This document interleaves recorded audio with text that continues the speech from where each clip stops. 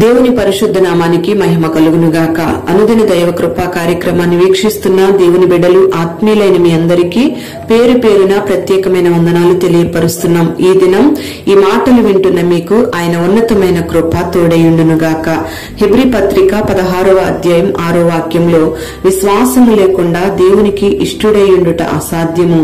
దేవుని యొద్దకు వచ్చువాడు ఆయన ఉన్నాడనియు తన్ను వెదుకు వారికి ఫలము దయచేయవాడనియు నమ్మవలెను గదా అని ఈ వాక్య భాగంలో రాయబడి ఉంది. ఎందుకంటే ఈ దినాల్లో చాలా మంది మనుషులకు ఇష్టంగా ఉండాలని కోరుకునే వాళ్ళు చాలా మంది ఉన్నారు. కానీ దేవునికి ఇష్టంగా జీవించాలి, దేవుడు కోరుకున్నట్టుగా బ్రతకాలి అని అనుకునే వాళ్ళు, ఆశపడే వాళ్ళు చాలా అరుదుగా మనకు కనబడతారు. మరి ఈ దినాన దేవుని యొక్క మాటలు వింటున్న నీవు దేవునికి ఇష్టంగా జీవించాలంటే నీలో విశ్వాసం ఉండాలని, అప్పుడే నువ్వు దేవునికి ఇష్టునిగా జీవిస్తావని దేవుని వాక్యం తేటగా తెలియపరుస్తూ ఉంది.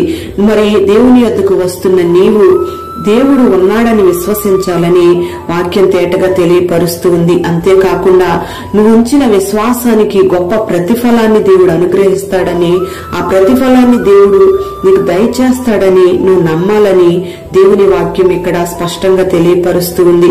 మరి విశ్వాస జీవితం చేస్తున్నప్పుడు విశ్వాస యాత్రలో చాలా పరీక్షలు ఎదురవుతాయి.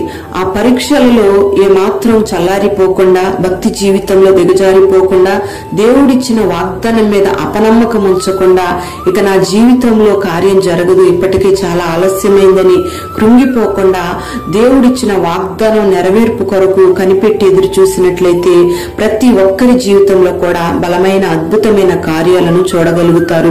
అబ్రహామును మనం గమనిస్తే 100 ఏళ్ల వయసులో ఉన్న అబ్రహాముకి 90 సంవత్సరాల వయసులో ఉన్న శారాకు దేవుడు చక్కటి సంతానాన్ని, విధేయత కలిగిన కుమారుడైన ఇస్సాకును దేవుడు అనుగ్రహిస్తూ వచ్చాడు. మరి వాళ్ళకు దేవుడిచ్చిన వాగ్దానం నెరవేర్చబడడం ఆలస్యమైనప్పటికీ కూడా వాళ్ళు ఓపికతో కనిపెట్టి దేవుని మాట మీద విశ్వాసం ఉంచారు గనుకే దేవుని యొద్ద నుంచి చక్కటి బహుమానాన్ని వాళ్ళు పొందుకున్నారు.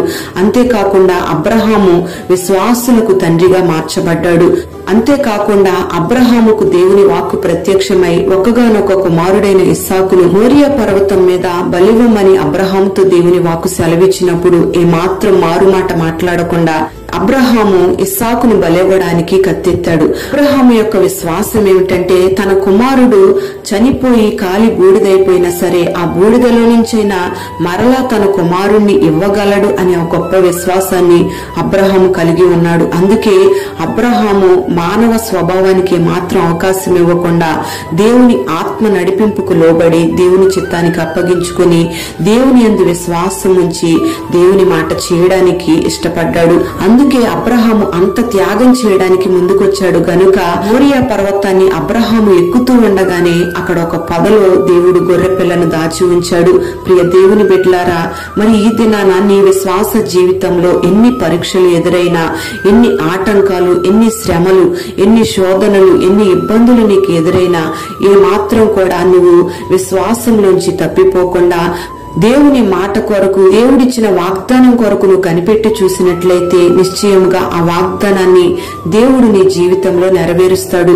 మరి నీ విశ్వాస జీవితంలో దేవుడు వేటిని విడిచిపెట్టమన్నాడో వాటిని విడిచిపెట్టడానికి నువ్వు ఇష్టపడినట్లయితే, దేవుడు వేటి కొరకు కనిపెట్టి చూడమన్నాడో వాటి కొరకు నువ్వు కనిపెట్టి చూసినట్లయితే, దేవుడు నీ జీవితంలో వేటిని బలిగా అర్పించమని కోరాడో వాటిని నువ్వు బలి అర్పించడానికి ఇష్టపడినట్లయితే దేవుడు నిశ్చయముగా నీ జీవితం గొప్ప కార్యాలను చేస్తాడు. విశ్వాసము ద్వారా గొప్ప ప్రతిఫలాన్ని నువ్వు అనుభవిస్తావు.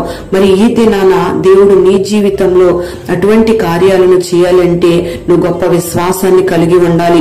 మరి నీ జీవితంలో ఇంకా కార్యాలు ఆలస్యం అవుతున్నాయని నువ్వు నిరుత్సాహపడుతూ ఉన్నావేమో. దేవుడి దినాన నీతో మాట్లాడుతూ ఉన్నాడు. అబ్రహామును మాదిరిగా చేసుకుని అబ్రహాములో ఉన్న విశ్వాసాన్ని నువ్వు కలిగినట్లయితే దేవుడు నీకు నోటి నిండా నవ్వు కలుగు చేయబోతూ ఉన్నాడు. దేవుడిచ్చిన వాగ్దానాన్ని విశ్వసించినట్లయితే నిశ్చయంగా ఆ ఫలితాన్ని నువ్వు చూడగలుగుతావు. అట్టి కృప నా దేవుడు నీకు అనుగ్రహించి నిన్ను బలపరుచునుగాక. ప్రార్థన. పరిశుద్ధుడవైన తండ్రి, ప్రేమ కలిగిన దేవా, నీకు స్తోత్రం చెల్లిస్తున్నాం. ఈ దినం ఈ మాటలు వినని బిడ్డలందరినీ పేరు పేరున మీరు దీవించండి. విశ్వాసము లేకుండా దేవునికి ఇష్టుడై ఉండుట అసాధ్యమని నీ లేఖనాల ద్వారా ఈ దినాన మాతో మాట్లాడుతూ ఉన్నారు. విశ్వాసము కలిగిన జీవితాన్ని ప్రతి ఒక్కరికి దయచేసి నీకు ఇష్టలుగా జీవించడానికి మీరు కార్యాలు చేయండి. నీ యొద్దకు వస్తున్న ప్రతి ఒక్కరూ కూడా మీరున్నారని నమ్మి విశ్వాసం ఉంచే భాగ్యాన్ని బిడ్డలకు కలుగు చేయండి. ప్రతి ఒక్కరూ కూడా నీ యందు విశ్వాసం ఉంచి జీవిత యాత్రలో కొనసాగించబడుతూ ఉండగా విశ్వాస పరీక్షలు ఎదురైనప్పుడు వాటిని జయించి సహించే కృపను నీ బిడ్డలకు దయచేయమని ప్రార్థన చేస్తున్నా. విశ్వాసం ఉంచిన ప్రతి ఒక్కరికి గొప్ప ప్రతిఫలాన్ని మీరు కలుగు చేసి పేరు పేరున నీ బిడ్డలు దీవించి విశ్వాసంలో స్థిరపరచమని, అబ్రహాములో ఉన్న విశ్వాస జీవితాన్ని ఆ యొక్క పరిమాణాన్ని నీ బిడ్డలకు దయచేయమని నజరేయుడైన యేసు నామములో అడుగుచున్నాము తండ్రి. ఆమేన్.